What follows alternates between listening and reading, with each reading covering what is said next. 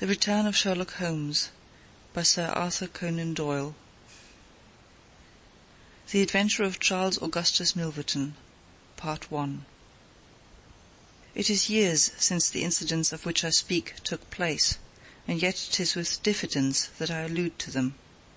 Even with the utmost discretion and reticence, it would have been impossible to make the facts public, but now the principal person concerned is beyond the reach of human law, and with due suppression the story may be told in such fashion as to injure no one. It records an absolutely unique experience in the career both of Mr. Sherlock Holmes and of myself. The reader will excuse me if I conceal the date or any other fact by which he might trace the actual occurrence. We had been out for one of our evening rambles, Holmes and I, and had returned about 6 o'clock, on a cold, frosty winter's evening. As Holmes turned up the lamp, the light fell upon a card on the table. He glanced at it, and then, with an ejaculation of disgust, threw it on the floor. I picked it up and read, Charles Augustus Milverton, Appledore Towers, Hampstead, Agent. "Who is he?" I asked. "The worst man in London," Holmes answered, as he sat down and stretched his legs before the fire. "Is anything on the back of the card?" I turned it over. "Will call at 6:30 c.a.m." I read. He's about due. Do you feel a creeping, shrinking sensation, Watson, when you stand before the serpents in the zoo and see the slithery, gliding, venomous creatures, with their deadly eyes and wicked, flattened faces? Well, that's how Milverton impresses me. I've had to do with 50 murderers in my career, but the worst of them never gave me the repulsion which I have for this fellow. And yet I can't get out of doing business with him. Indeed, he is here at my invitation." "But who is he?"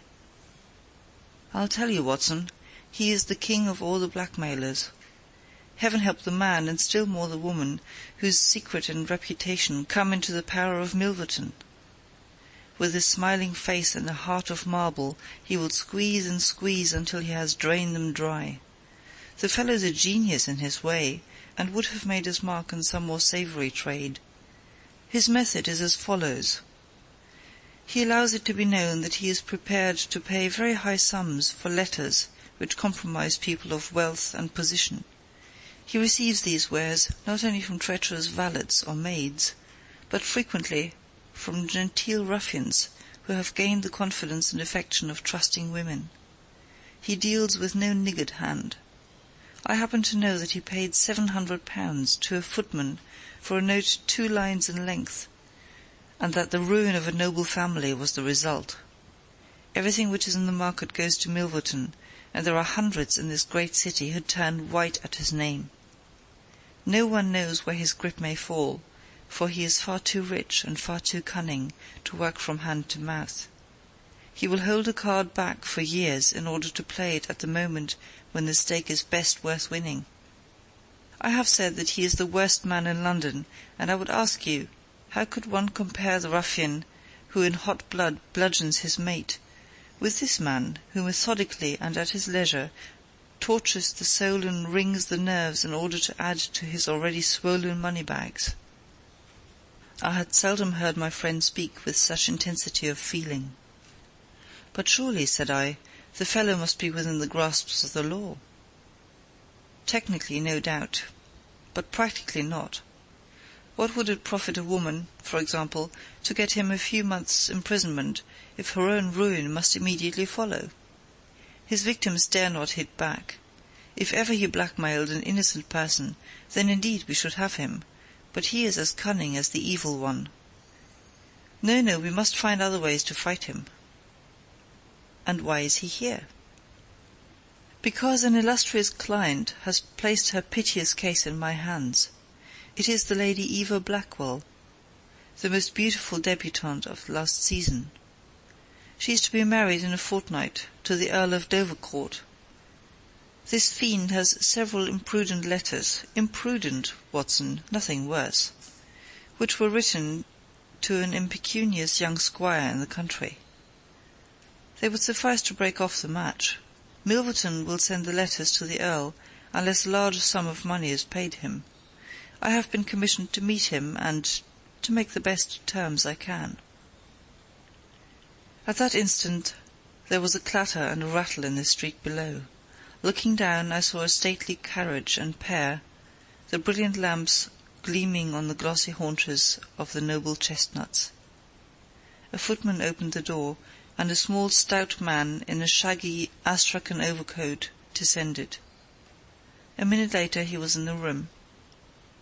Charles Augustus Milverton was a man of 50, with a large intellectual head, a round, plump, hairless face, a perpetual frozen smile, and 2 keen grey eyes, which gleamed brightly from behind broad, gold-rimmed glasses. There was something of Mr. Pickwick's benevolence in his appearance, marred only by the insincerity of the fixed smile and by the hard glitter of those restless and penetrating eyes. His voice was as smooth and suave as his countenance, as he advanced with a plump little hand extended, murmuring his regret for having missed us at his first visit.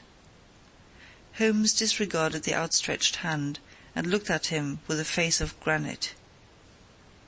Milverton's smile broadened. He shrugged his shoulders, removed his overcoat, folded it with great deliberation over the back of a chair, and then took a seat. "This gentleman?" said he, with a wave in my direction. "Is it discreet? Is it right?" "Dr. Watson is my friend and partner." "Very good, Mr. Holmes. It is only in our client's interests that are protested. The matter is so very delicate. Dr. Watson has already heard of it." "Then we can proceed to business. You say that you are acting for Lady Eva. Has she empowered you to accept my terms?"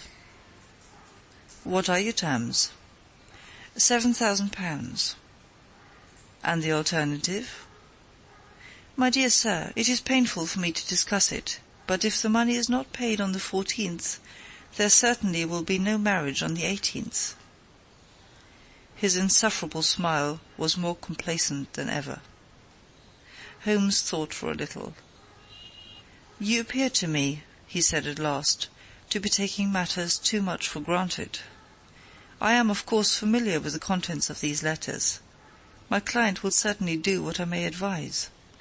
I shall counsel her to tell her future husband the whole story, and to trust to his generosity." Milverton chuckled.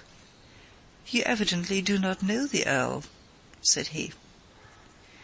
From the baffled look upon Holmes's face, I could clearly see that he did. "What harm is there in the letters?" he asked. "They are sprightly, very sprightly," Milverton answered. "The lady was a charming correspondent, but I can assure you that the Earl of Dovercourt would fail to appreciate them. However, since you think otherwise, we will let it rest at that. It is purely a matter of business.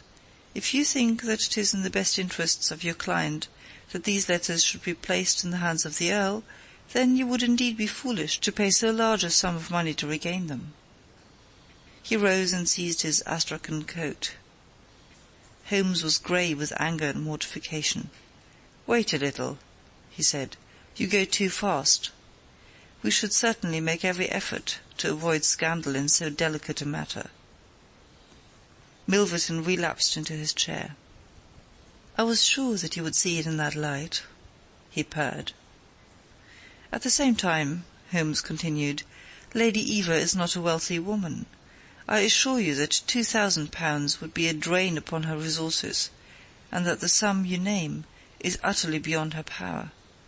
I beg, therefore, that you will moderate your demands, and that you will return the letters at the price I indicate, which is, I assure you, the highest that you can get."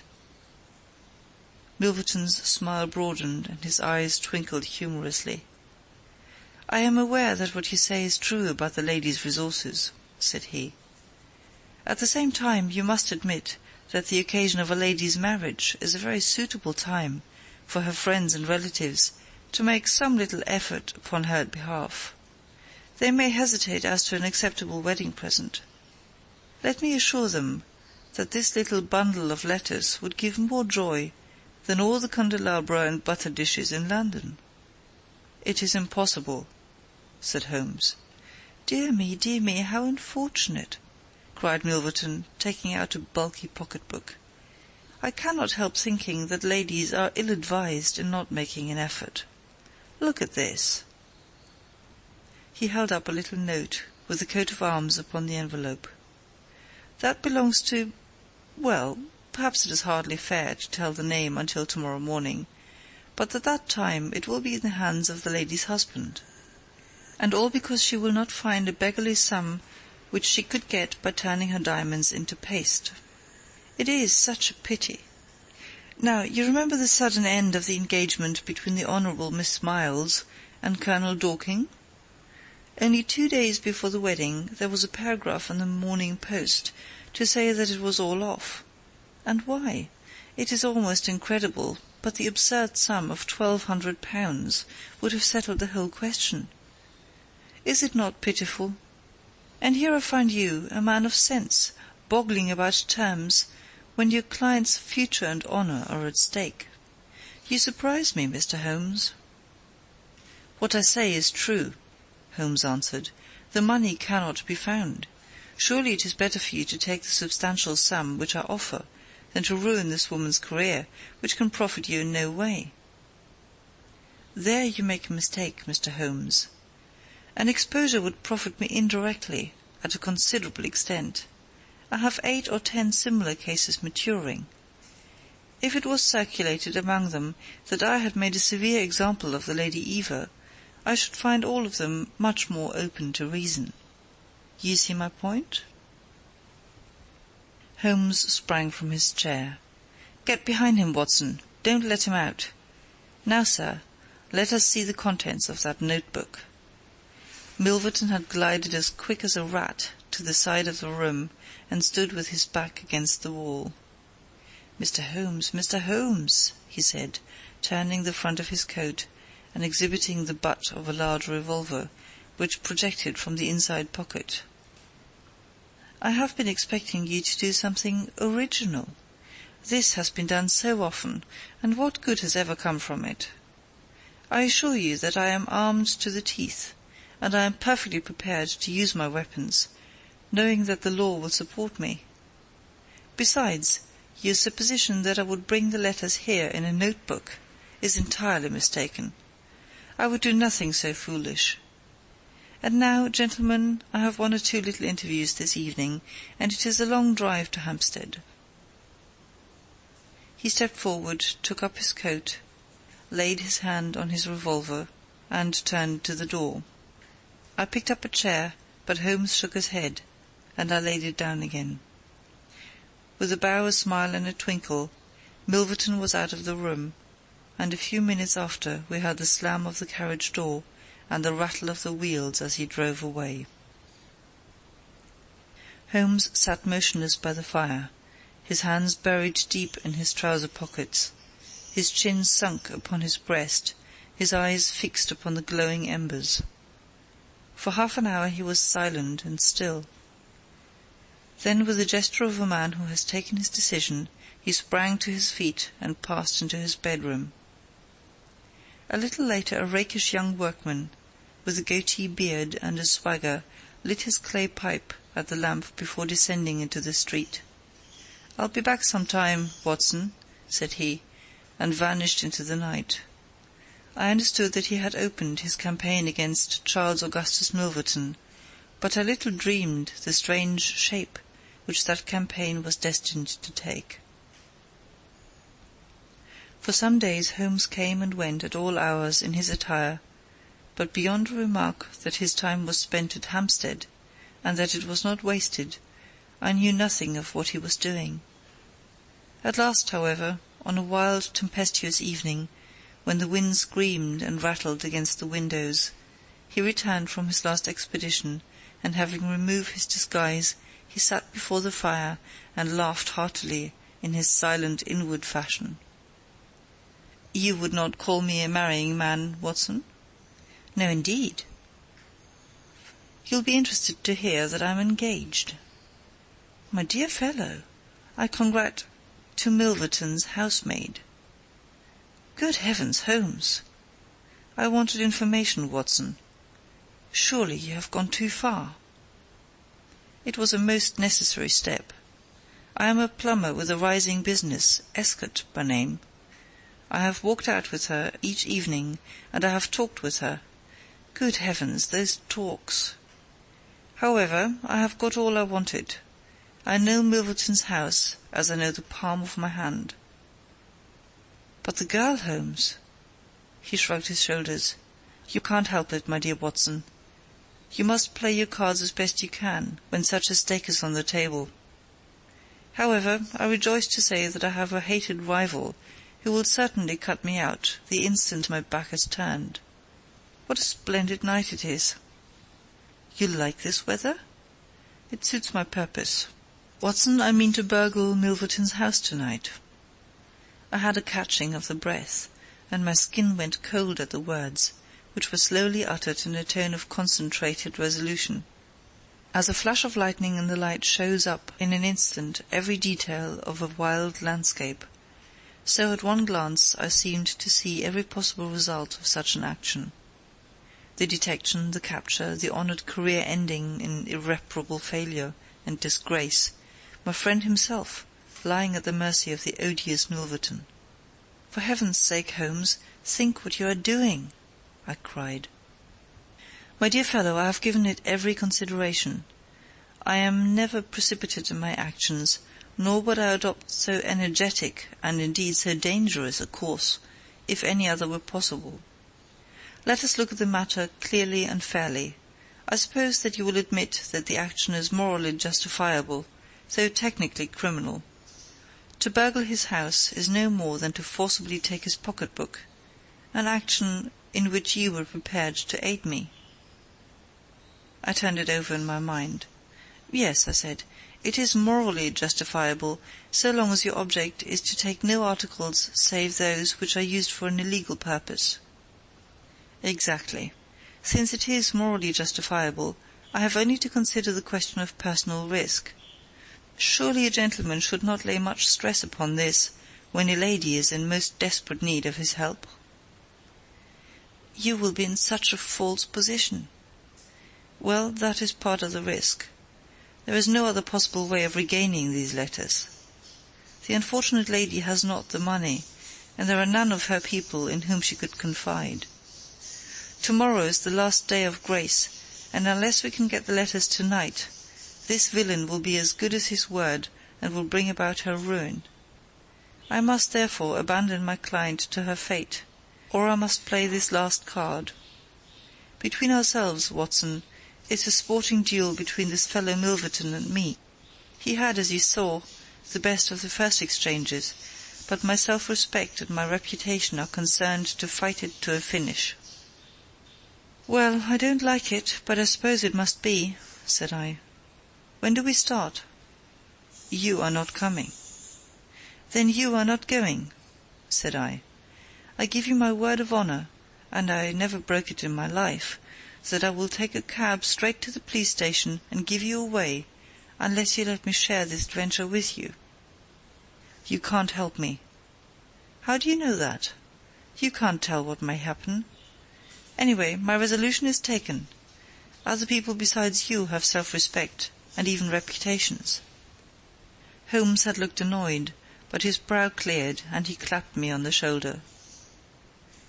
Well, well, my dear fellow, be it so. We have shared this same room for some years, and it would be amusing if we ended by sharing the same cell. You know, Watson, I don't mind confessing to you that I have always had an idea that I would have made a highly efficient criminal. This is the chance of my lifetime in that direction. See here. He took a neat little leather case out of a drawer, and opening it, he exhibited a number of shining instruments. This is a first-class, up-to-date burgling kit, with nickel-plated jemmy, diamond-tipped glass cutter, adaptable keys, and every modern improvement which the march of civilization demands. Here, too, is my dark lantern. Everything is in order. Have you a pair of silent shoes? I have rubber-soled tennis shoes. Excellent. And a mask? I can make a couple out of black silk. I can see that you have a strong natural turn for this sort of thing. Very good. Do you make the masks. We shall have some cold supper before we start. It is now 9:30. At 11 we shall drive as far as Church Row. It is a quarter of an hour's walk from there to Appledore Towers. We shall be at work before midnight. Milverton is a heavy sleeper, and retires punctually at 10:30. With any luck we should be back here by 2, with the Lady Eva's letters in my pocket. Holmes and I put on our dress clothes, so that we might appear to be 2 theatre-goers homeward bound. In Oxford Street we picked up a hansom and drove to an address in Hampstead. Here we paid off our cab, and with our greatcoats buttoned up, for it was bitterly cold, and the wind seemed to blow through us, we walked along the edge of the heath. "It's a business that needs delicate treatment," said Holmes. "These documents are contained in a safe in the fellow's study, and the study is the ante-room of his bedchamber. On the other hand, like all these stout little men who do themselves well, he is a plethoric sleeper. Agatha, that's my fiancée, says it is a joke in the servants' hall, that it's impossible to wake the master. He has a secretary who is devoted to his interests, and never budges from the study all day. That's why we are going at night. Then he has a beast of a dog, which roams the garden. I met Agatha late the last 2 evenings, and she locks the brute up, so as to give me a clear run. This is the house, this big one in its own grounds. Through the gate, now to the right among the laurels. We might put on our masks here, I think. You see, there is not a glimmer of light in any of the windows, and everything is working splendidly. With our black silk face-coverings, which turned us into 2 of the most truculent figures in London, we stole up to the silent, gloomy house. A sort of tiled veranda extended along one side of it, lined by several windows and 2 doors. "That's his bedroom," Holmes whispered. "This door opens straight into the study. It would suit us best, but it is bolted as well as locked, and we should make too much noise getting in. Come round here. There's a greenhouse which opens into the drawing-room." The place was locked, but Holmes removed a circle of glass and turned the key from the inside. An instant afterwards he had closed the door behind us, and we had become felons in the eyes of the law. The thick, warm air of the conservatory and the rich, choking fragrance of exotic plants took us by the throat. He seized my hand in the darkness and led me swiftly past banks of shrubs which brushed against our faces. Holmes had remarkable powers, carefully cultivated, of seeing in the dark. Still holding my hand in one of his, he opened a door, and I was vaguely conscious that we had entered a large room in which a cigar had been smoked not long before. He felt his way among the furniture, opened another door, and closed it behind us. Putting out my hand, I felt several coats hanging from the wall, and understood that I was in a passage. We passed along it, and Holmes very gently opened a door upon the right-hand side. Something rushed out at us, and my heart sprang into my mouth, but I could have laughed when I realized that it was the cat. A fire was burning in this new room, and again the air was heavy with tobacco smoke. Holmes entered on tiptoe, waited for me to follow, and then very gently closed the door. We were in Milverton's study, and a portière at the farther side showed the entrance to his bedroom. End of The Adventure of Charles Augustus Milverton, Part 1. Recorded by Gazina in August 2007.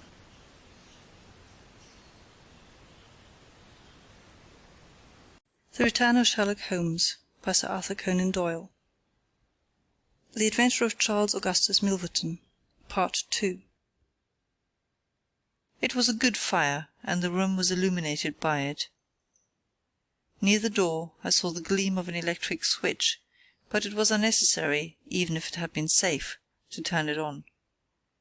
At one side of the fireplace was a heavy curtain which covered the bay window we had seen from the outside. On the other side was the door which communicated with the veranda. A desk stood in the centre, with a turning chair of shining red leather. Opposite was a large bookcase, with a marble bust of Athene on the top. In the corner between the bookcase and the wall there stood a tall green safe, the firelight flashing back from the polished brass knobs upon its face. Holmes stole across and looked at it. Then he crept to the door of the bedroom, and stood with slanting head, listening intently. No sound came from within. Meanwhile it had struck me that it would be wise to secure our retreat through the outer door, so I examined it.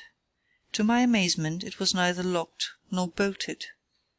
I touched Holmes on the arm, and he turned his masked face in that direction. I saw him start, and he was evidently as surprised as I. "I don't like it," he whispered, putting his lips to my very ear. "I can't quite make it out. Anyway, we have no time to lose. Can I do anything?" "Yes, stand by the door. If you hear anyone come, bolt it on the inside, and we can get away as we came. If they come the other way, we can go through the door if our job is done, or hide behind these window curtains if it is not. Do you understand?" I nodded and stood by the door. My first feeling of fear had passed away, and I thrilled now with a keener zest than I had ever enjoyed when we were the defenders of the law instead of its defiers. The high object of our mission, the consciousness that it was unselfish and chivalrous, the villainous character of our opponent, all added to the sporting interest of the adventure. Far from feeling guilty, I rejoiced and exulted in our dangers. With a glow of admiration I watched Holmes unrolling his case of instruments and choosing his tool with the calm scientific accuracy of a surgeon who performs a delicate operation. I knew that the opening of safes was a particular hobby with him, and I understood the joy which it gave him to be confronted with this green and gold monster, the dragon which held in its maw the reputations of many fair ladies. Turning up the cuffs of his dress coat, he had placed his overcoat on a chair. Holmes laid out 2 drills, a jemmy, and several skeleton keys. I stood at the centre door, with my eyes glancing at each of the others, ready for an emergency, though indeed my plans were somewhat vague as to what I should do if we were interrupted. For half an hour Holmes worked with concentrated energy, laying down one tool, picking up another, handling each with the strength and delicacy of the trained mechanic. Finally I heard a click, the broad green door swung open, and inside I had a glimpse of a number of paper packets, each tied, sealed, and inscribed. Holmes picked one out, but it was hard to read by the flickering fire, and he drew out his little dark lantern, for it was too dangerous with Milverton in the next room to switch on the electric light. Suddenly I saw him halt, listen intently, and then in an instant he had swung the door of the safe to, picked up his coat, stuffed his tools into the pockets, and darted behind the window curtain, motioning me to do the same. It was only when I had joined him there that I heard what had alarmed his quicker senses. There was a noise somewhere within the house. A door slammed in the distance. Then a confused, dull murmur broke itself into the measured thud of heavy footsteps rapidly approaching. They were in the passage outside the room. They paused at the door. The door opened. There was a sharp snick as the electric light was turned on. The door closed once more, and the pungent reek of a strong cigar was borne to our nostrils. Then the footsteps continued backward and forward, within a few yards of us. Finally there was a creak from a chair, and the footsteps ceased. Then a click in a lock, and I heard the rustle of papers. So far I had not dared to look out, but now I gently parted the division of the curtains in front of me and peeped through. From the pressure of Holmes's shoulder against mine, I knew that he was sharing my observations. Right in front of us, and almost within our reach, was the broad rounded back of Milverton. It was evident that we had entirely miscalculated his movements, that he had never been in his bedroom, but that he had been sitting up in some smoking or billiard room in the farther wing of the house, the windows of which we had not seen. His broad grizzled head, with its shining patch of baldness, was in the immediate foreground of our vision. He was leaning far back in the red leather chair, his legs outstretched, a long black cigar projecting at an angle from his mouth. He wore a semi-military smoking jacket, claret-coloured, with a black velvet collar. In his hand he held a long legal document, which he was reading in an indolent fashion, blowing rings of tobacco smoke from his lips as he did so. There was a promise of a speedy departure on his composed bearing and his comfortable attitude. I felt Holmes's hand steal into mine, and gave me a reassuring shake, as if to say that the situation was within his powers, and that he was easy in his mind. I was not sure whether he had seen, what was only too obvious from my position, that the door of the safe was imperfectly closed, and that Milverton might at any moment observe it. In my own mind I had determined that if I were sure, from the rigidity of his gaze, that it had caught his eye, I would at once spring out, throw my great coat over his head, pinion him, and leave the rest to Holmes. But Milverton never looked up. He was languidly interested by the papers in his hand, and page after page was turned as he followed the argument of the lawyer. At least, I thought, when he has finished the document and the cigar, he will go to his room, but before he had reached the end of either, there came a remarkable development, which turned our thoughts into quite another channel. Several times I had observed that Milverton looked at his watch, and once he had risen and sat down again, with a gesture of impatience. The idea, however, that he might have an appointment at so strange an hour never occurred to me until a faint sound reached my ears from the veranda outside. Milverton dropped his papers and sat rigid in his chair. The sound was repeated, and then there came a gentle tap at the door. Milverton rose and opened it. "Well," said he curtly, "you are nearly half an hour late." So this was the explanation of the unlocked door and of the nocturnal vigil of Milverton. There was a gentle rustle of a woman's dress. I had closed the slit between the curtains, as Milverton's face had turned in our direction, but now I ventured very carefully to open it once more. He had resumed his seat, the cigar still projecting at an insolent angle from the corner of his mouth. In front of him, in the full glare of the electric light, there stood a tall, slim, dark woman, a veil over her face, a mantle drawn round her chin. Her breath came quick and fast, and every inch of the lithe figure was quivering with strong emotion. "Well," said Milverton, "you made me lose a good night's rest, my dear. I hope you will prove worth it. You couldn't come any other time, eh?" The woman shook her head. "Well, if you couldn't, you couldn't. If the Countess is a hard mistress, you have your chance to get level with her now. Bless the girl, what are you shivering about? That's right, pull yourself together. Now let us get down to business." He took a notebook from the drawer of his desk. "You say that you have 5 letters which compromise the Countess d'Albert. You want to sell them, I want to buy them. So far so good. It only remains to fix a price. I should want to inspect the letters, of course. If they are really good specimens— Good heavens, is it you?" The woman, without a word, had raised her veil and dropped the mantle from her chin. It was a dark, handsome, clear-cut face which confronted Milverton, a face with a curved nose, strong, dark eyebrows shading hard, glittering eyes, and a straight, thin-lipped mouth set in a dangerous smile. "It is I," she said, "the woman whose life you have ruined." Milverton laughed, but fear vibrated in his voice. "You were so very obstinate," said he. "Why did you drive me to such extremities? I assure you I wouldn't hurt a fly of my own accord, but every man has his business, and what was I to do? I put the price well within your means. You would not pay. So you sent the letters to my husband, and he, the noblest gentleman that ever lived, a man whose boots I was never worthy to lace, he broke his gallant heart and died. You remember that last night, when I came through that door, I begged and prayed you for mercy, and you laughed in my face as you are trying to laugh now, only your coward heart cannot keep your lips from twitching. Yes, you never thought to see me here again. But it was that night which taught me how I could meet you face to face and alone. Well, Charles Milverton, what have you to say?" "Don't imagine that you can bully me," said he, rising to his feet. "I have only to raise my voice, and I could call my servants and have you arrested. But I will make allowance for your natural anger.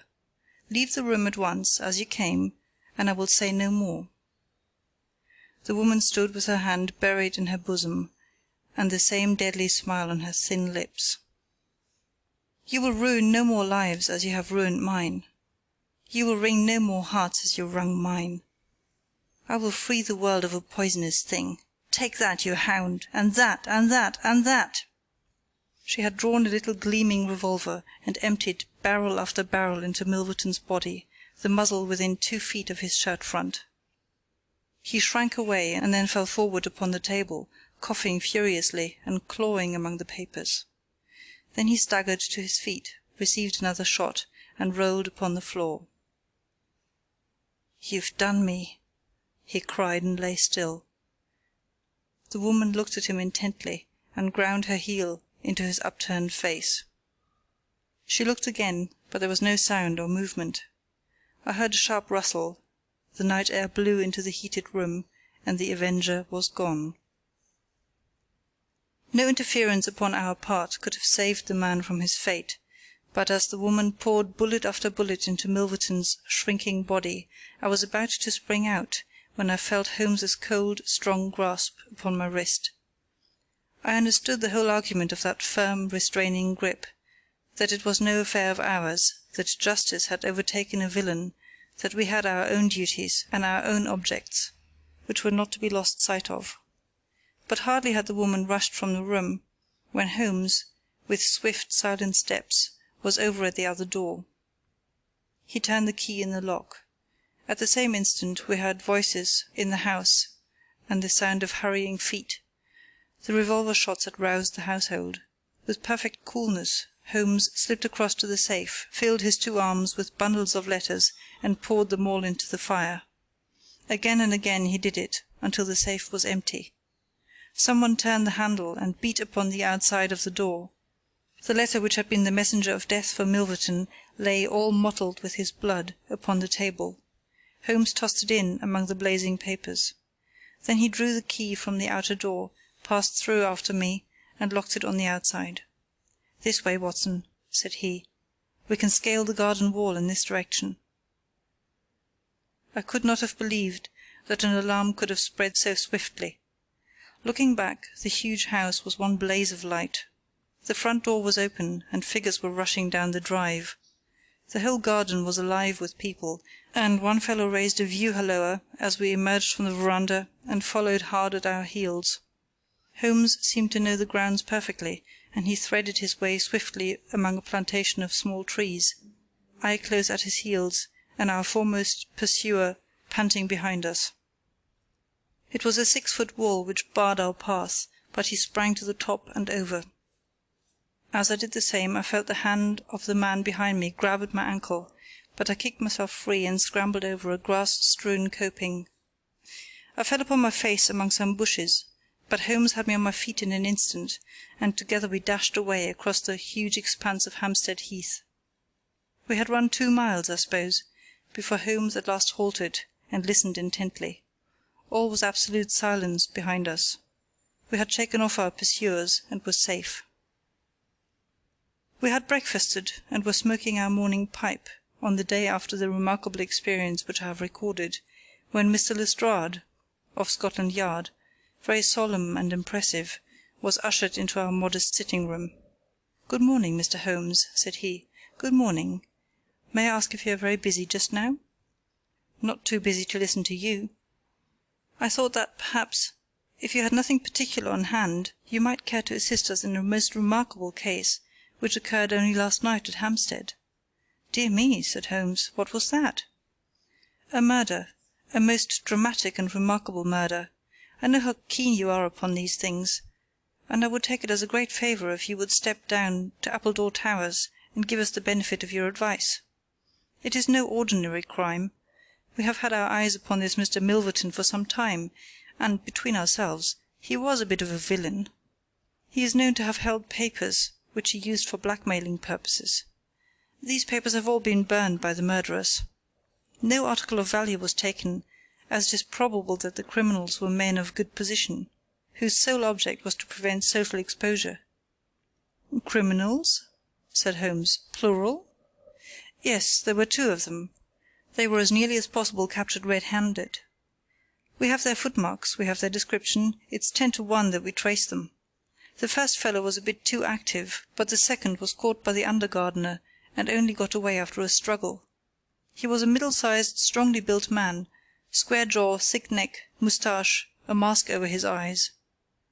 "That's rather vague," said Sherlock Holmes. "Why, it might be a description of Watson." "It's true," said the inspector, with amusement. "It might be a description of Watson." "Well, I'm afraid I can't help you, Lestrade," said Holmes. "The fact is that I knew this fellow Milverton, that I considered him one of the most dangerous men in London, and that I think there are certain crimes which the law cannot touch, and which, therefore, to some extent, justify private revenge. No, it's no use arguing. I have made up my mind. My sympathies are with the criminals rather than with the victim, and I will not handle this case." Holmes had not said one word to me about the tragedy which we had witnessed, but I observed all the morning that he was in his most thoughtful mood, and he gave me the impression, from his vacant eyes and his abstracted manner, of a man who is striving to recall something to his memory. We were in the middle of our lunch when he suddenly sprang to his feet. "By Jove, Watson, I've got it!" he cried. "Take your hat, come with me." He hurried at his top speed down Baker Street and along Oxford Street, until we had almost reached Regent Circus. Here, on the left hand, there stands a shop window filled with photographs of the celebrities and beauties of the day. Holmes's eyes fixed themselves upon one of them, and following his gaze, I saw the picture of a regal and stately lady in court dress, with a high diamond tiara upon her noble head. I looked at that delicately curved nose, at the marked eyebrows, at the straight mouth, and the strong little chin beneath it. Then I caught my breath as I read the time-honoured title of the great nobleman and statesman whose wife she had been.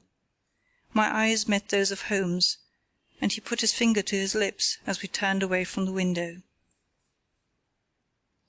End of The Adventure of Charles Augustus Milverton, Part 2 of 2. Recorded by Gesine in August 2007.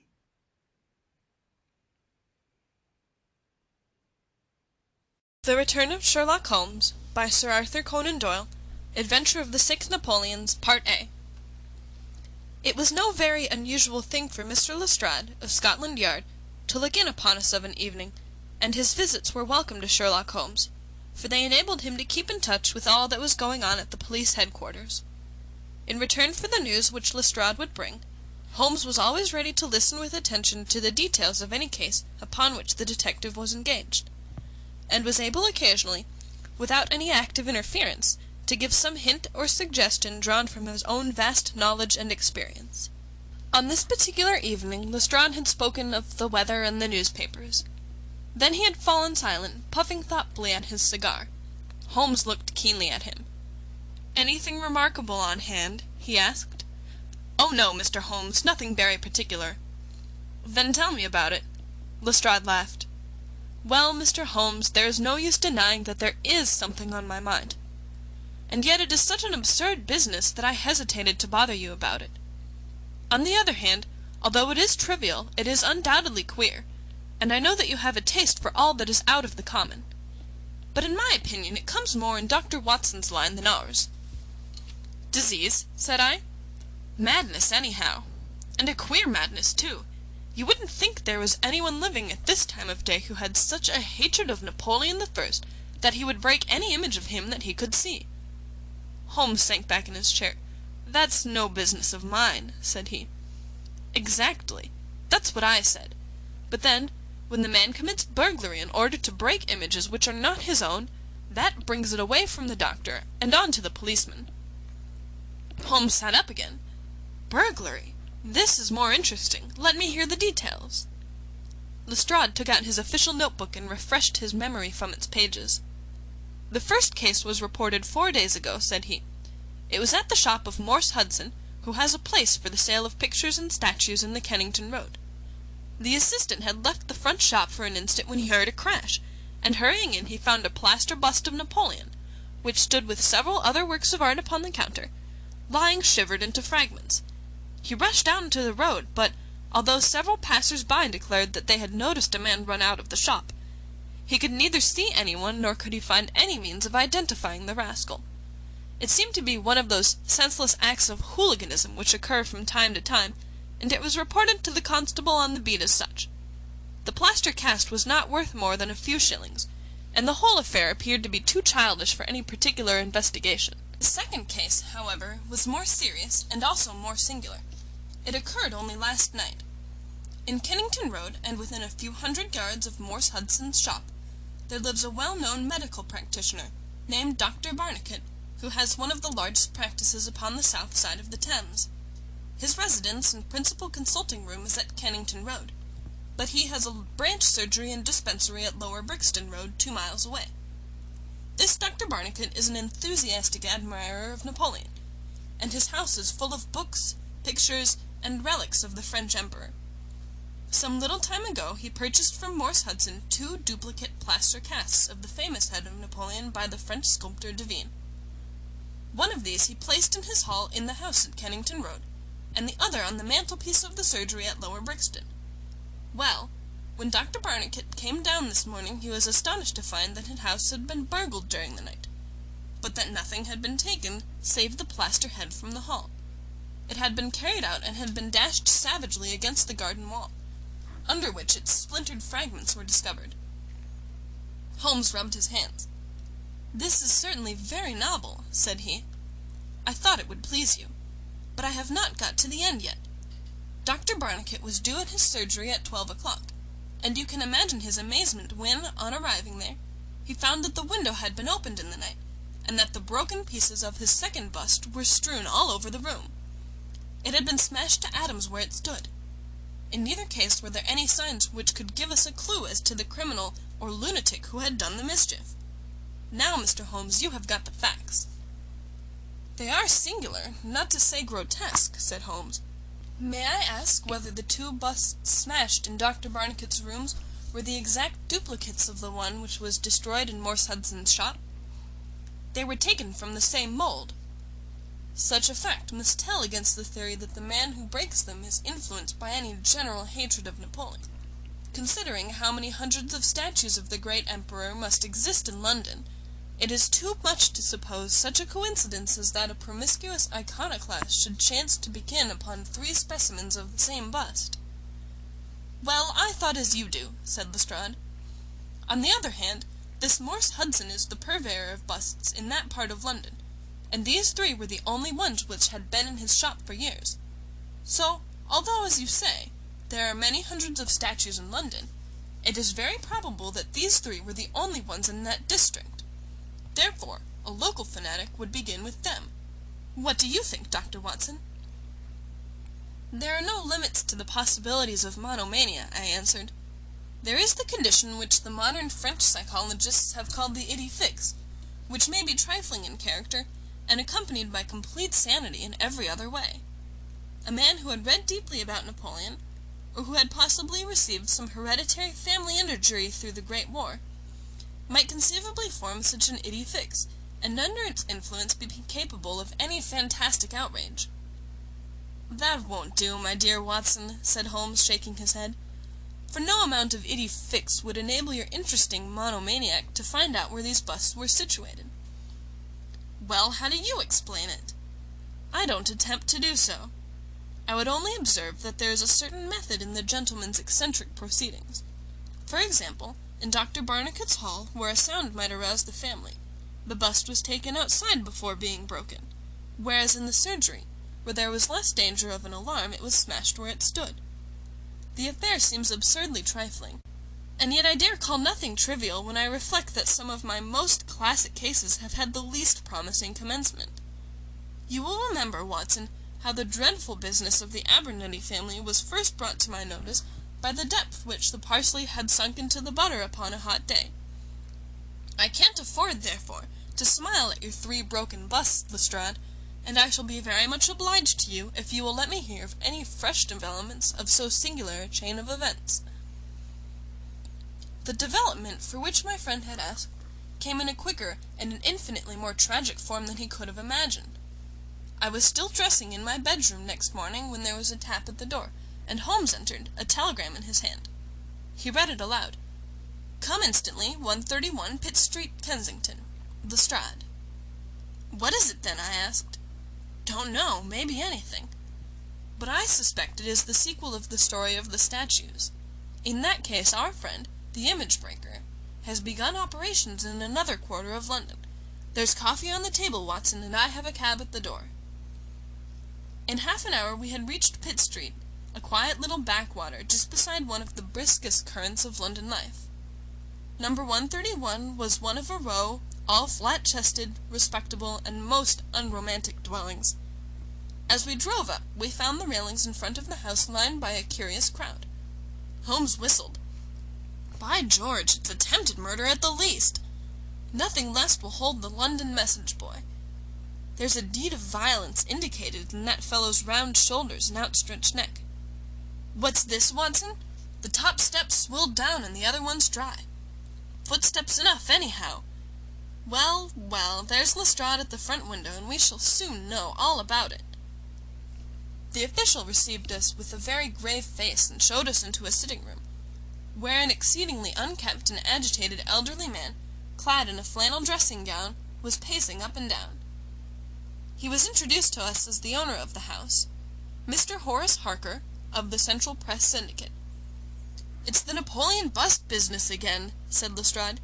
"You seemed interested last night, Mr. Holmes, so I thought perhaps you would be glad to be present now that the affair has taken a very much graver turn." "What has it turned to, then?" "To murder. Mr. Harker, will you tell these gentlemen exactly what has occurred?" The man in the dressing-gown turned upon us with a most melancholy face. It's an extraordinary thing," said he, "that all my life I have been collecting other people's news, and now that a real piece of news have come my own way I am so confused and bothered that I can't put 2 words together. If I had come in here as a journalist I should have interviewed myself and had 2 columns in every evening paper. As it is, I am giving away valuable copy by telling my story over and over to a string of different people, and I can make no use of it myself. However, I've heard your name, Mr. Sherlock Holmes, and if you'll only explain this queer business, I shall be paid for my trouble in telling you the story." Holmes sat down and listened. "It all seems to center round that bust of Napoleon which I bought for this very room about 4 months ago. I picked it up cheap from Harding Brothers, 2 doors from the High Street station. A great deal of my journalistic work is done at night, and I often write until the early morning. So it was today. I was sitting in my den, which is at the back of the top of the house, about 3 o'clock, when I was convinced that I heard some sounds downstairs. I listened, but they were not repeated, and I concluded that they came from outside. Then suddenly, about 5 minutes later, there came a most horrible yell, the most dreadful sound, Mr. Holmes, that ever I heard. It will ring in my ears as long as I live.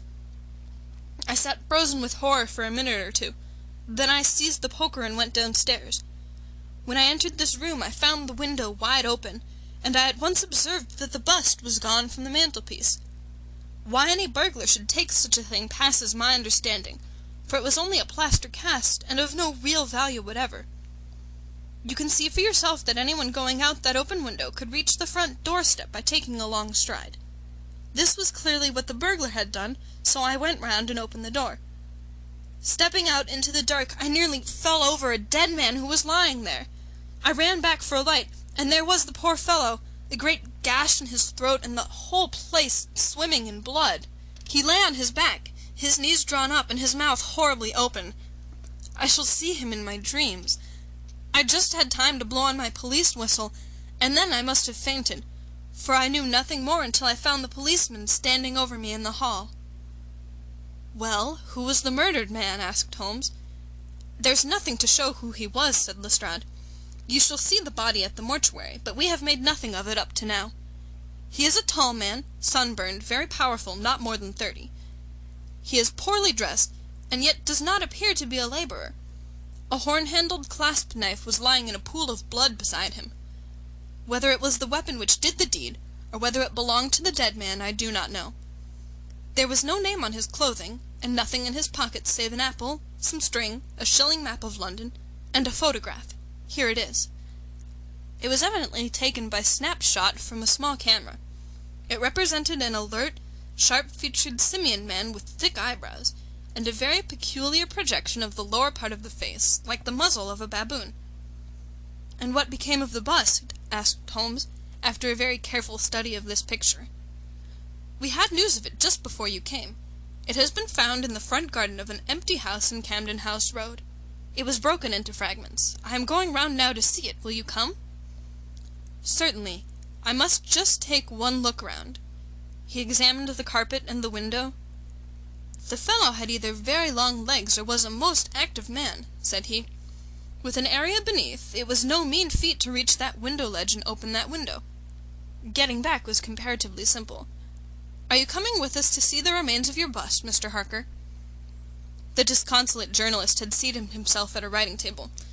"I must try and make something of it," said he, "though I have no doubt that the first edition of the evening papers are out already with full details.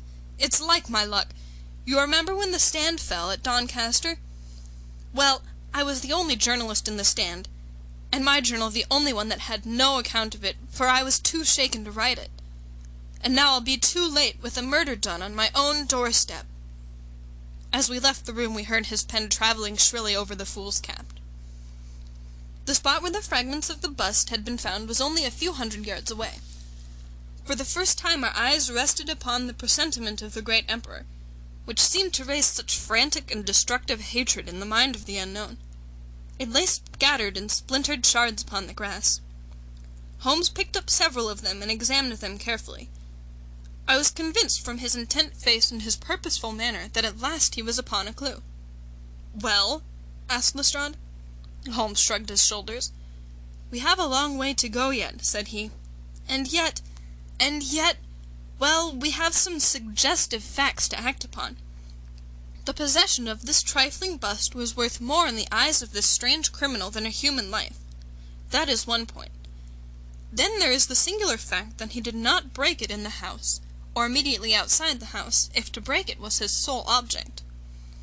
He was rattled and bustled by meeting this other fellow. He hardly knew what he was doing. Well, that's likely enough, but I wish to call your attention very particularly to the position of this house in the garden of which the bust was destroyed." Lestrade looked about him. It was an empty house, and so he knew that he would not be disturbed in the garden. "Yes, but there is another empty house farther up the street which he must have passed before he came to this one. Why did he not break it there, since it is evident that every yard that he carried it increased the risk of someone meeting him?" "I give it up," said Lestrade. Holmes pointed to the street lamp above our heads. He could see what he was doing here, and he could not there. That was his reason.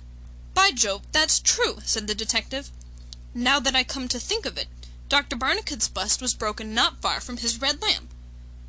Well, Mr. Holmes, what are we to do with that fact?" "To remember it, to docket it. We may come upon something later which will bear upon it. What steps do you propose to take now, Lestrade?" "The most practical way of getting at it, in my opinion, is to identify the dead man. There should be no difficulty about that. When we have found who he is and who his associates are, we should have a good start in learning what he was doing in Pitt Street last night, and who it was who met him and killed him on the doorstep of Mr. Horace Harker. Don't you think so?" "No doubt, and yet it is not quite the way in which I should approach the case." "What would you do, then?" "Oh, you must not let me influence you in any way. I suggest that you go on your line and I on mine. We can compare notes afterwards, and each will supplement the other." "Very good," said Lestrade. "If you are going back to Pitt Street, you might see Mr. Horace Harker. Tell him from me that I have quite made up my mind, and that it is certain that a dangerous, homicidal lunatic with Napoleonic delusions was in his house last night. It will be useful for his article. Lestrade stared. "You don't seriously believe that?" Holmes smiled. "Don't I?" "Well, perhaps I don't. But I am sure that it will interest Mr. Horace Harker and the subscribers of the Central Press Syndicate. Now, Watson, I think that we shall find that we have a long and rather complex day's work before us. I should be glad, Lestrade, if you could make it convenient to meet us at Baker Street at 6 o'clock this evening. Until then, I should like to keep this photograph found in the dead man's pocket. It is possible that I may have to ask your company and assistance upon a small expedition which will have to be undertaken tonight, if my chain of reasoning should prove to be correct. Until then, good-bye and good luck." End of The Adventure of the Six Napoleons, Part A. Recorded by Christine Mackin, Carleton College, Northfield, Minnesota.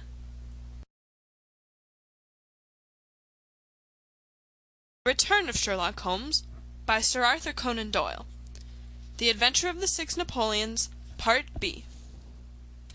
Sherlock Holmes and I walked together to the High Street, where he stopped at the shop of Harding Brothers, whence the bust had been purchased. A young assistant informed us that Mr. Harding would be absent until afternoon, and that he himself was a newcomer who could give us no information. Holmes's face showed his disappointment and annoyance. "Well, well, we can't expect to have it all our own way, Watson," he said at last. "We must come back in the afternoon if Mr. Harding will not be here until then. I am, as you have no doubt surmised, endeavouring to trace these busts to their source, in order to find if there is not something peculiar which may account for their remarkable fate. Let us make for Mr. Morse Hudson, of the Kennington Road, and see if he can throw any light upon the problem." A drive of an hour brought us to the picture dealer's establishment. He was a small, stout man, with a red face and a peppery manner. "Yes, sir, on my very counter, sir," said he. "What we pay rates and taxes for I don't know, when any ruffian can come in and break one's goods. Yes, sir, it was I who sold Dr. Barnicot his 2 statues. Disgraceful, sir. A nihilist plot, that's what I make it. No one but an anarchist would go about breaking statues. Red Republicans, that's what I call 'em. Who did I get the statues from? I don't see what that has to do with it. Well, if you really want to know, I got them from Gelder and Company in Church Street, Stepney. They're a well-known house in the trade, and have been this 20 years. How many had I? 3. 2 and 1 are 3. 2 of Dr. Barnicot's and 1 smashed in broad daylight on my own counter. Do I know that photograph? No, I don't. Yes, I do, though. Why, it's Beppo. He was a kind of Italian piecework man who made himself useful in the shop. He could carve a bit, and gild and frame and do odd jobs. The fellow left me last week, and I've heard nothing of him since. No, I don't know where he came from, nor where he went to. I have nothing against him while he was here. He was gone 2 days before the bust was smashed." "Well, that's all we could reasonably expect to get from Morse Hudson," said Holmes as we emerged from the shop. "We have this Beppo as a common factor, both in Kennington and in Kensington, so that is worth a 10-mile drive. Now, Watson, let us make for Gelder and Company, of Stepney, the source and origin of the busts. I shall be surprised if we don't get some help down there." In rapid succession we passed through the fringe of fashionable London, hotel London, theatrical London, literary London, commercial London, and, finally, maritime London, till we came to a riverside city of 100,000 souls, where the tenement houses swelter and reek with the outcasts of Europe. Here, in a broad thoroughfare, once the abode of wealthy city merchants, we found the sculpture works for which we searched. Outside was a considerable yard full of monumental masonry. Inside was a large room in which 50 workers were carving or moulding.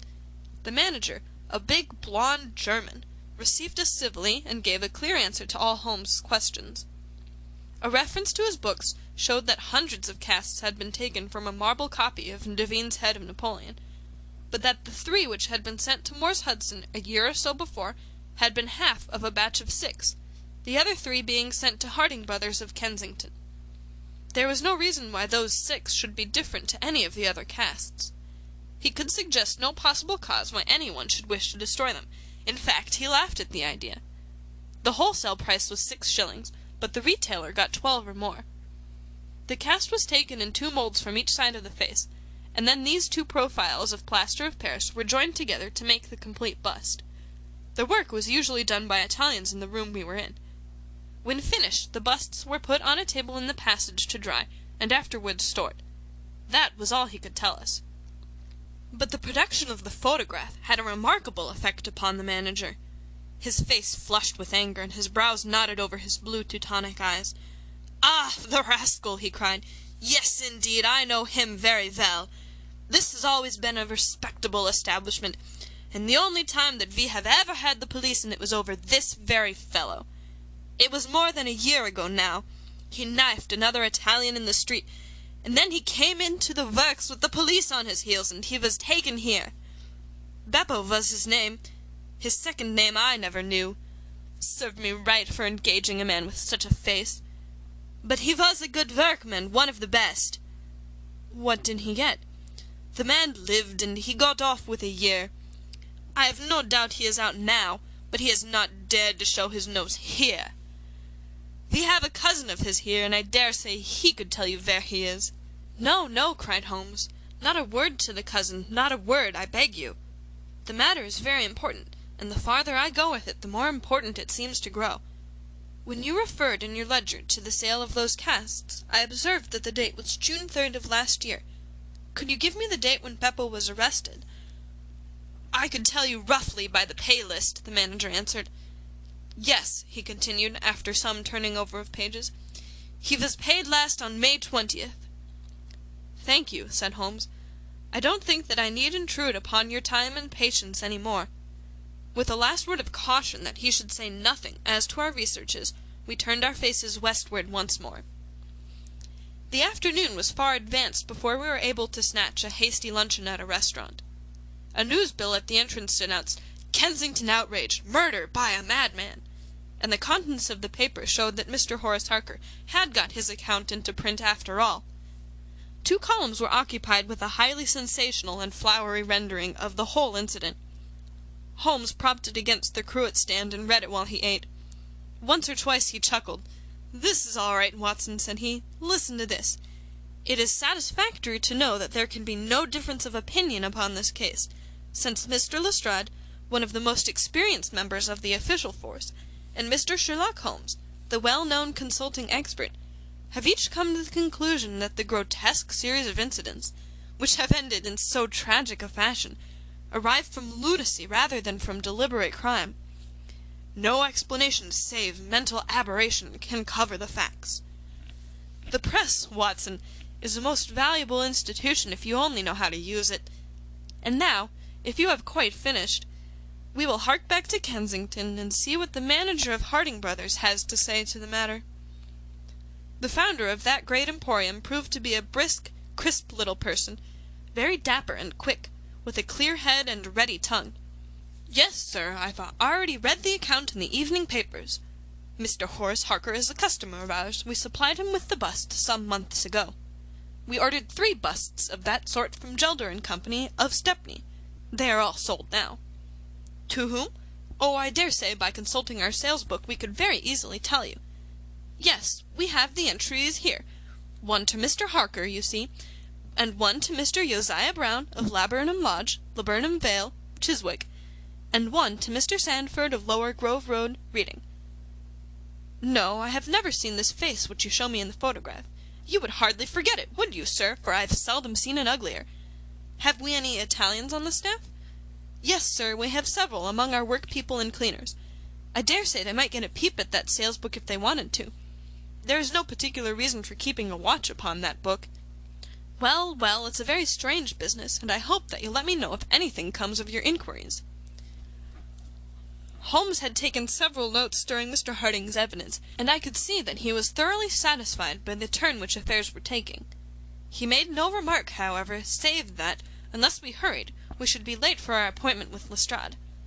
Sure enough, when we reached Baker Street the detective was already there, and we found him pacing up and down in a fever of impatience. His look of importance showed that his day's work had not been in vain. "Well," he asked, "what luck, Mr. Holmes?" "We have had a very busy day, and not entirely a wasted one," my friend explained. "We have seen both the retailers and also the wholesale manufacturers. I can trace each of the busts now from the beginning." "The busts!" cried Lestrade. "Well, well, you have your own methods, Mr. Sherlock Holmes, and it is not for me to say a word against them. But I think I have done a better day's work than you. I have identified the dead man." "You don't say so." "And found a cause for the crime." "Splendid!" "We have an inspector who makes a speciality of Saffron Hill and the Italian quarter. Well, this dead man had some Catholic emblem round his neck, and that, along with his colour, made me think he was from the south. Inspector Hill knew him the moment he caught sight of him. His name is Pietro Venucci, from Naples, and he is one of the greatest cutthroats in London. He is connected with the Mafia, which, as you know, is a secret political society, enforcing its degrees by murder. Now you see how the affair begins to clear up. The other fellow is probably an Italian also, and a member of the Mafia. He has broken the rules in some fashion. Pietro is set upon his track. Probably the photograph we found in his pocket is the man himself, so that he may not knife the wrong person. He dogs the fellow. He sees him enter a house. He waits outside for him, and in the scuffle he receives his own death wound. How is that, Mr. Sherlock Holmes?" Holmes clapped his hands approvingly. "Excellent, Lestrade, excellent," he cried. "But I don't quite follow your explanation of the destruction of the busts." "The busts! You can never get those busts out of your head. After all, that is nothing. Petty larceny, 6 months the most. It is the murder that we are really investigating, and I tell you that I am gathering all the threads into my hands." "And the next stage?" "It is a very simple one. I shall go down with Hill to the Italian quarter, find the man whose photograph we have got, and arrest him on the charge of murder. Will you come with us?" "I think not. I fancy we can attain our end in a simpler way. I can't say for certain, because it all depends. Well, it all depends upon a factor which is completely outside our control. But I have great hopes. In fact, the betting is exactly 2 to 1, that if you will come with us tonight I shall be able to help you lay him by the heels." "In the Italian quarter?" "No. I fancy Chiswick is an address which is more likely to find him. If you will come with me to Chiswick tonight, Lestrade, I'll promise to go to the Italian quarter with you tomorrow, and no harm will be done by the delay. And now I think that a few hours' sleep would do us all good, for I do not propose to leave before 11 o'clock, and it is unlikely that we shall be back before morning. You'll dine with us, Lestrade, and then you are welcome to the sofa until it is time for us to start. In the meantime, Watson, I should be glad if you would ring for an express messenger, for I have a letter to send, and it is important that it should go at once." Holmes spent the evening in rummaging among the files of the old daily papers with which one of our lumber rooms was packed. When at last he descended it was with triumph in his eyes, but he said nothing to either of us as to the result of his researches. For my own part, I had followed step by step the methods by which he had traced the various windings of this complex case, and, though I could not yet perceive the goal which we would reach, I understood clearly that Holmes expected this grotesque criminal to make an attempt upon the 2 remaining busts, one of which I remembered was at Chiswick. No doubt the object of our journey was to catch him in the very act, and I could not but admire the cunning with which my friend had inserted a wrong clue in the evening paper, so as to give the fellow the idea that he could continue his scheme with impunity. I was not surprised when Holmes suggested that I should take my revolver with me. He had himself picked up the loaded hunting crop which was his favourite weapon. A 4-wheeler was at the door at 11, and in it we drove to a spot at the other side of Hammersmith Bridge. Here the cabman was directed to wait. A short walk brought us to a secluded road fringed with pleasant houses, each standing in its own grounds. In the light of a street lamp we read Laburnum Villa upon the gate-post of one of them. Its occupants had evidently retired to rest, for all was dark save for a fanlight over the hall door, which set a single blurred circle on to the garden path. The wooden fence which separated the grounds from the road threw a dense black shadow upon the inner side, and here it was that we crouched. "I fear that you'll have a long wait," Holmes whispered. "We may thank our stars that it is not raining. I don't think we can even venture to smoke to pass the time. However, it's a 2 to 1 chance that we get something to pay us for our trouble." It proved, however, that our vigil was not to be so long as Holmes had led us to fear, and it ended in a very sudden and singular fashion.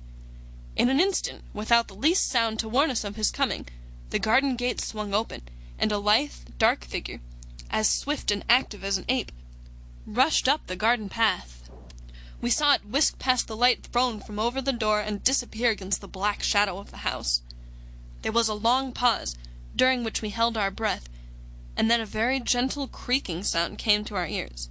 The window was being opened. The noise ceased, and again there was a long silence. The fellow was making his way into the house. We saw the sudden flash of a dark lantern inside the room. What he sought was evidently not there, for again we saw the flash through another blind, and then through another. "Let us go to the open window. We will nab him as he climbs out," Lestrade whispered. But before we could move, the man had emerged again. As he came out into the glimmering patch of light, we saw that he carried something white under his arm. He looked stealthily all round him. The silence of the deserted street reassured him. Turning his back upon us, he laid down his burden, and the next instant there was the sound of a sharp tap, followed by a clatter and rattle. The man was so intent upon what he was doing that he never heard our steps as we stole across the grass plot. With the bound of a tiger, Holmes was on his back, and an instant later Lestrade and I had him by either wrist, and the handcuffs had been fastened. As we turned him over, I saw a hideous, sallow face with writhing, furious features, glaring up at us, and I knew that it was indeed the man of the photograph whom we had secured. But it was not our prisoner to whom Holmes was giving his attention. Squatted on the doorstep, he was engaged in most carefully examining that which the man had brought from the house. It was a bust of Napoleon like the one which we had seen that morning, and it had been broken into similar fragments. Carefully Holmes held each separate shard to the light, but in no way did it differ from any other shattered piece of plaster. He had just completed his examination when the hall lights flew up, the door opened, and the owner of the house, a jovial, rotund figure in shirt and trousers, presented himself. "Mr. Josiah Brown, I suppose," said Holmes. "Yes, sir, and you, no doubt, are Mr. Sherlock Holmes? I had the note which you sent by the express messenger, and I did exactly what you told me. We locked every door on the inside and awaited developments. Well, I'm very glad to see that you have got the rascal.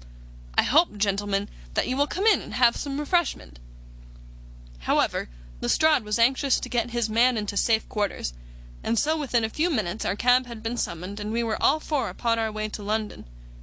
Not a word would our captive say, but he glared at us from the shadow of his matted hair, and once, when my hand seemed within his reach, he snapped at it like a hungry wolf. We stayed long enough at the police station to learn that a search of his clothing revealed nothing save a few shillings and a long sheath knife, the handle of which bore copious traces of recent blood. "That's all right," said Lestrade, as we parted. "Hill knows all these gentry, and he will give a name to him. You'll find that my theory of the Mafia will work out all right. But I'm sure I am exceedingly obliged to you, Mr. Holmes, for the workmanlike way in which you laid hands upon him. I don't quite understand it all yet." "I fear it is rather too late an hour for explanations," said Holmes. "Besides, there are one or two details which are not finished off, and it is one of those cases which are worth working out to the very end. If you will come round once more to my rooms at 6 o'clock tomorrow, I think I shall be able to show you that even now you have not grasped the entire meaning of this business, which presents some features which make it absolutely original in the history of crime.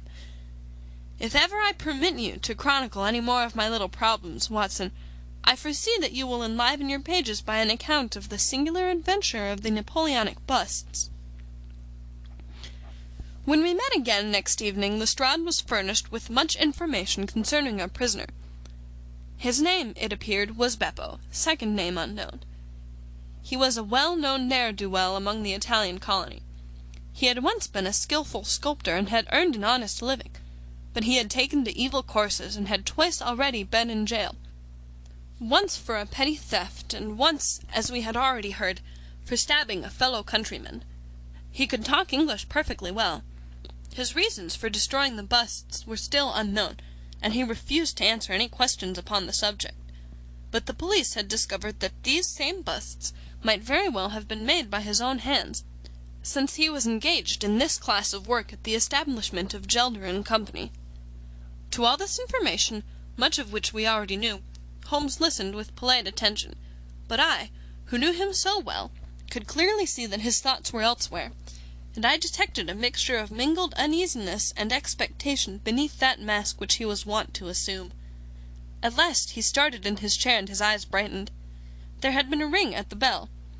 A minute later we heard steps upon the stairs, and an elderly, red-faced man with grizzled side whiskers was ushered in. In his right hand he carried an old-fashioned carpet-bag, which he placed upon the table. "Is Mr. Sherlock Holmes here?" My friend bowed and smiled. "Mr. Sandford of reading, I suppose," said he. "Yes, sir, I fear that I am a little late, but the trains were awkward. You wrote to me about a bust that is in my possession?" "Exactly." "I have your letter here. You said, 'I desire to possess a copy of Devine's Napoleon, and am prepared to pay you £10 for the one which is in your possession.' Is that right?" "Certainly."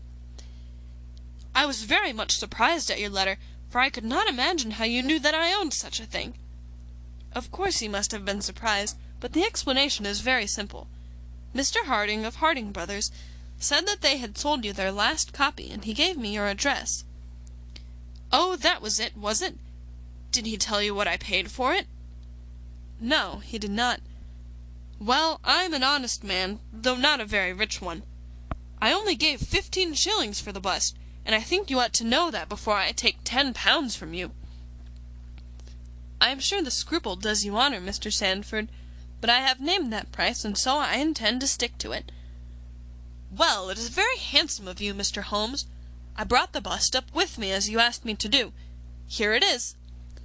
He opened his bag, and at last we saw placed upon our table a complete specimen of that bust which we had already seen more than once in fragments. Holmes took a paper from his pocket and laid a £10 note upon the table. "You will kindly sign that paper, Mr. Sandford, in the presence of these witnesses. It is simply to say that you transfer every possible right that you ever had in the bust to me. I am a methodical man, you see, and you never know what turn events might take afterwards. Thank you, Mr. Sandford. Here's your money, and I wish you a very good evening." When our visitor had disappeared, Sherlock Holmes's movements were such as to rivet our attention. He began by taking a clean white cloth from a drawer and laying it over the table. Then he placed his newly acquired bust in the centre of the cloth. Finally, he picked up his hunting crop and struck Napoleon a sharp blow on the top of the head. The figure broke into fragments, and Holmes bent eagerly over the shattered remains. Next instant, with a loud shout of triumph, he held up one splinter, in which a round, dark object was fixed like a plum in a pudding. "Gentlemen," he cried, "let me introduce you to the famous Black Pearl of the Borgias." Lestrade and I sat silent for a moment, and then, with a spontaneous impulse, we both broke out clapping as at the well-wrought crisis of a play.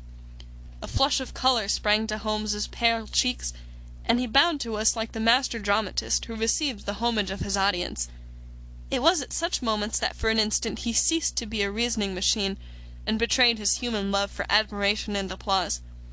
The same singularly proud and reserved nature which turned away with disdain from popular notoriety was capable of being moved to its depths by a spontaneous wonder and praise from a friend. "Yes, gentlemen," said he, "it is the most famous pearl now existing in the world, and it has been my good fortune, by a connected chain of inductive reasoning, to trace it from the Prince of Colonna's bedroom at the Docra Hotel, where it was lost, to the interior of this, the last of the 6 busts of Napoleon which were manufactured by Gelder and Company, of Stepney. You will remember, Lestrade, the sensation caused by the disappearance of this valuable jewel, and the vain efforts of the London police to recover it. I was myself consulted upon the case, but I was unable to throw any light upon it. Suspicion fell upon the maid of the princess, who was an Italian, and it was proved that she had a brother in London, but we failed to trace any connection between them. The maid's name was Lucretia Venucci, and there is no doubt in my mind that this Pietro who was murdered 2 nights ago was the brother. I have been looking up the dates in the old files of the paper, and I find that the disappearance of the pearl was exactly 2 days before the arrest of Beppo for some crime of violence, an event which took place in the factory of Gelder and Company at the very moment when these busts were being made.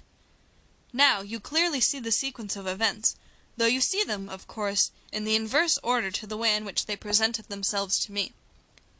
Beppo had the pearl in his possession. He may have stolen it from Pietro. He may have been Pietro's confederate. He may have been the go-between of Pietro and his sister. It is of no consequence to us which is the correct solution. The main fact is that he had the pearl, and at that moment, when it was on his person, he was pursued by the police. He made for the factory in which he worked, and he knew that he had only a few minutes in which to conceal this enormously valuable prize, which would otherwise be found on him when he was searched. 6 plaster casts of Napoleon were drying in the passage. One of them was still soft. In an instant Beppo, a skilful workman, made a small hole in the wet plaster, dropped in the pearl, and with a few touches covered over the aperture once more. It was an admirable hiding-place. No one could possibly find it. But Beppo was condemned to a year's imprisonment, and in the meanwhile his 6 busts were scattered over London. He could not tell which contained his treasure. Only by breaking them could he see. Even shaking would tell him nothing, for as the plaster was wet it was probable that the pearl would adhere to it, as in fact it has done. Beppo did not despair, and he conducted his search with considerable ingenuity and perseverance. Through a cousin who works with Gelder, he found out the retail firms who had bought the busts. He managed to find employment with Morse Hudson, and in that way tracked down 3 of them. The pearl was not there. Then, with the help of some Italian employee, he succeeded in finding out where the other 3 busts had gone. The first was at Harker's. There he was dogged by his confederate, who held Beppo responsible for the loss of the pearl, and he stabbed him in the scuffle which followed. If he was his confederate, why should he carry his photograph? I asked. As a means of tracking him if he wished to inquire about him from any third person. That was the obvious reason. Well, after the murder I calculated that Beppo would probably hurry rather than delay his movements. He would fear that the police would read his secret, and so he hastened on before they should get ahead of him. Of course, I could not say that he had not found the pearl in Harker's bust. I had not even concluded for certain that it was the pearl, but it was evident to me that he was looking for something, since he carried the bust past the other houses in order to break it in the garden which had a lamp overlooking it. Since Harker's bust was 1 in 3, the chances were exactly as I told you, 2 to 1 against the pearl being inside it. There remained 2 busts, and it was obvious that he would go for the London one first. I warned the inmates of the house, so as to avoid a second tragedy, and we went down with the happiest results. By that time, of course, I knew for certain that it was the Borgia pearl that we were after. The name of the murdered man linked the one event with the other. There only remained a single bust, the reading one, and the pearl must be there. I bought it in your presence from the owner, and there it lies. We sat in silence for a moment. "Well," said Lestrade, "I've seen you handle a good many cases, Mr. Holmes, but I don't know that I ever knew a more workmanlike one than that. We're not jealous of you at Scotland Yard. No, sir, we are very proud of you, and if you come down tomorrow there's not a man, from the oldest inspector to the youngest constable, who wouldn't be glad to shake you by the hand." "Thank you," said Holmes. "Thank you." And as he turned away it seemed to me that he was more nearly moved by the softer human emotions than I had ever seen him. A moment later he was the cold and practical thinker once more. "Put the pearl in the safe, Watson," said he, "and get out the papers of the Conk Singleton forgery case. Good-bye, Lestrade. If any little problem comes your way I shall be happy, if I can, to give you a hint or two as to its solution." End of The Adventure of the 6 Napoleons, Part B. Recorded by Christine Mackin, Carleton College, Northfield, Minnesota.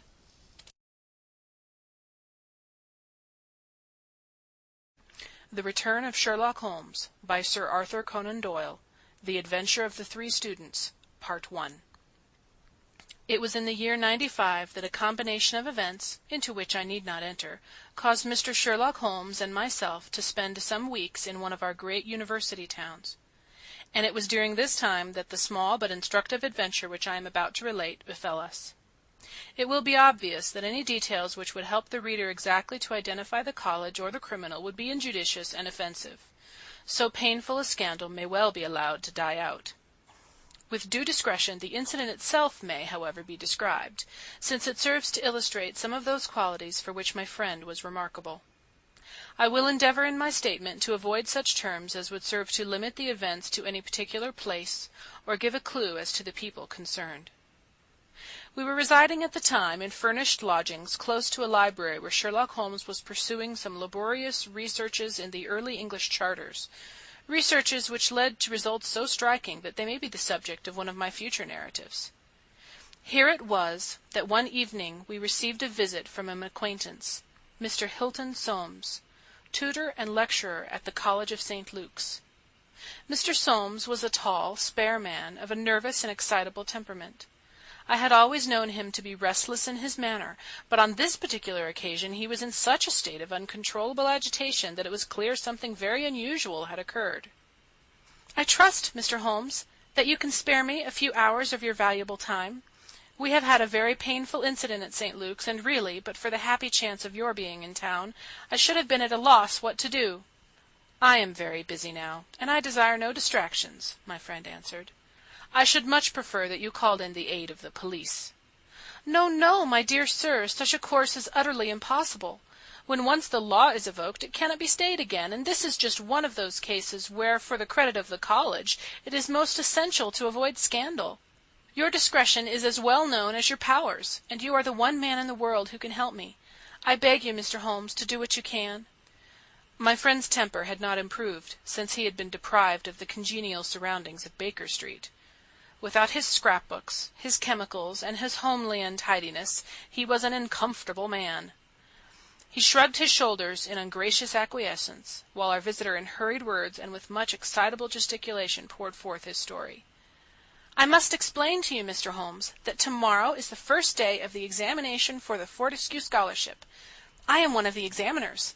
My subject is Greek, and the first of the papers consists of a large passage of Greek translation which the candidate has not seen. The passage is printed on the examination paper, and it would naturally be an immense advantage if the candidate could prepare it in advance.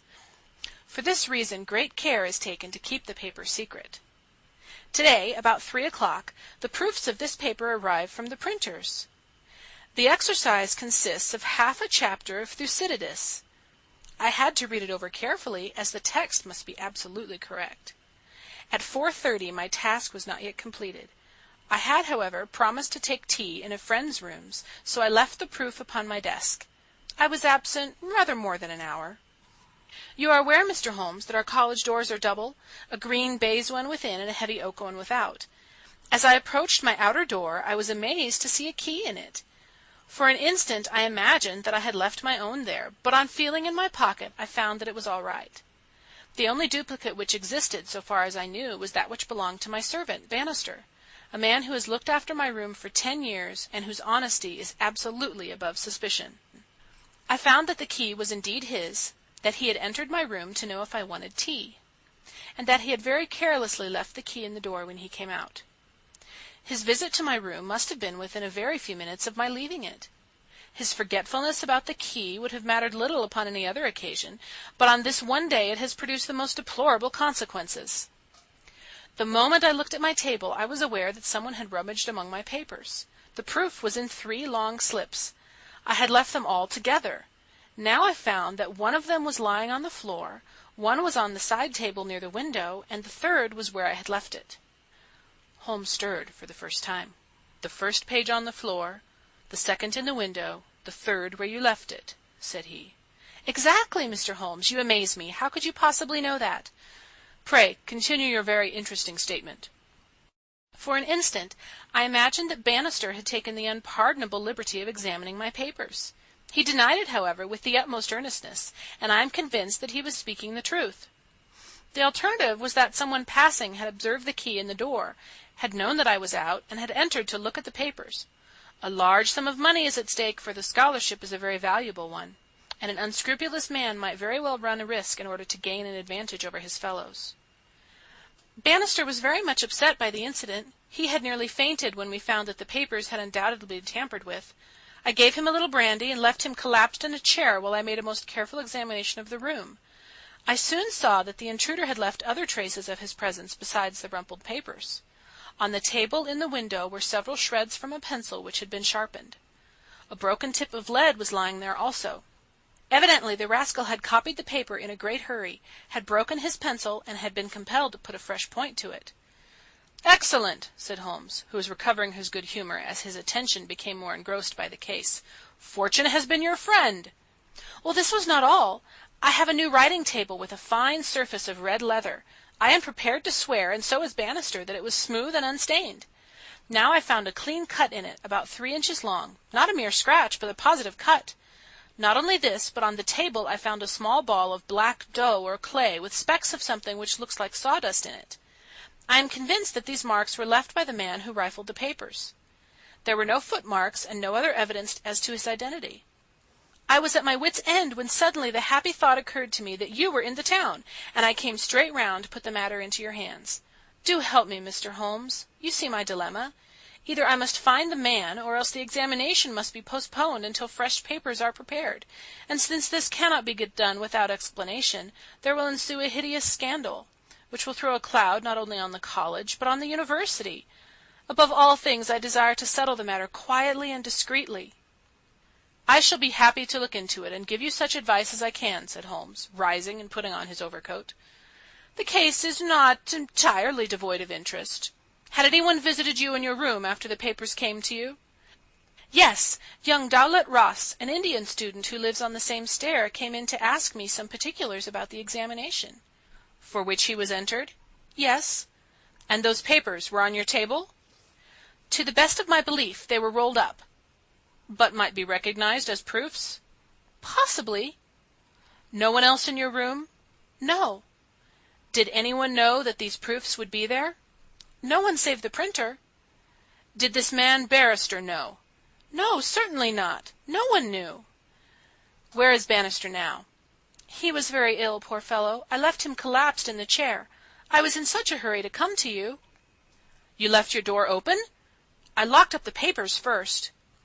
"Then it amounts to this, Mr. Soames, that unless the Indian student recognized the roll as being proofs, the man who tampered with them came upon them accidentally without knowing that they were there." "So it seems to me." Holmes gave an enigmatic smile. "Well," said he, "let us go round. Not one of your cases, Watson. Mental, not physical." "All right. Come if you want to. Now, Mr. Soames, at your disposal." The sitting room of our client opened by a long, low, latticed window on the ancient lichen-tinted court of the old college. A Gothic arched door led to a worn stone staircase. On the ground floor was the tutor's room. Above were 3 students, one on each story. It was already twilight when we reached the scene of our problem. Holmes halted and looked earnestly at the window. Then he approached it, and, standing on tiptoe with his neck craned, he looked into the room. "He must have entered through the door. There is no opening except the one pane," said our learned guide. "Dear me," said Holmes, and smiled in a singular way as he glanced at our companion. "Well, if there is nothing to be learned here, we had best go inside." The lecturer unlocked the outer door and ushered us into his room. We stood at the entrance while Holmes made an examination of the carpet. "I am afraid there are no signs here," said he. "One could hardly hope for any upon so dry a day. Your servant seems to have quite recovered. You left him in a chair, you say? Which chair?" "By the window there." "I see, near this little table. You can come in now. I have finished with the carpet. Let us take the little table first. Of course, what has happened is very clear. The man entered and took the papers, sheet by sheet, from the central table. He carried them over to the window table, because from there he could see if you came across the courtyard, and so could effect an escape." "As a matter of fact, he could not," said Soames, "for I entered by the side door." "Ah, that's good. Well, anyhow, that was in his mind. Let me see the 3 strips. No finger impressions, no. Well, he carried over this one first, and he copied it.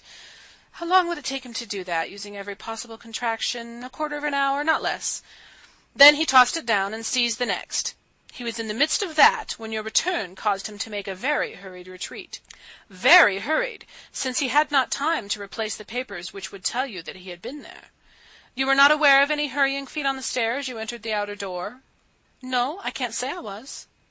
Well, he wrote so furiously that he broke his pencil and had, as you observed, to sharpen it again. This is of interest, Watson. The pencil was not an ordinary one. It was above the usual size, with a soft lead. The outer color was dark blue, the maker's name printed in silver lettering, and the piece remaining is only about 1.5 inches long. Look for such a pencil, Mr. Soames, and you have got your man.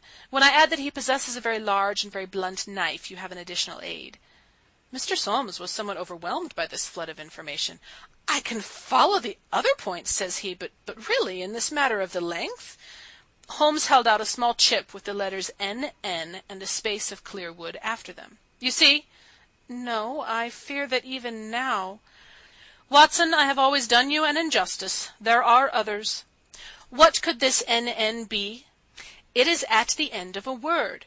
You are aware that Johann Faber is the most common maker's name. Is it not clear that there is just as much of the pencil left as usually follows the Johann?